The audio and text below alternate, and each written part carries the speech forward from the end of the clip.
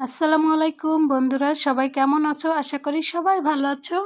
বন্ধুরা, আজকে তোমাদেরকে সম্পূর্ণ নতুনভাবে শিং মাছ পরিষ্কার করে দেখাবো, যা কেউ কখনোই হয়তো এভাবে পরিষ্কার করেনি।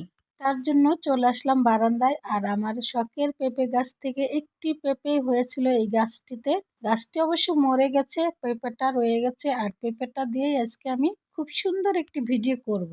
দেখো, আমি পেঁপেটা কেটে নিয়ে আসলাম আর গাছের অর্ধেকটা কেটে নিয়ে আসছি, আগার সাইডটা। আর একটি চাকুর সাহায্যে আমি পুরোটা ছাল ছাড়িয়ে নিলাম। এই পেঁপের খোসাটা নিয়ে আমি একটু ব্লেন্ডার করে নিলাম। বন্ধুরা, যারা বারান্দায় গাছ লাগাও, ফল হয় না, তো তারা কিন্তু এই গাছটি না কেটে ফেলে এভাবে কাজে লাগাতে পারো। দেখো, ম্যাজিকের মতো মাছ পরিষ্কার হয়ে গেল।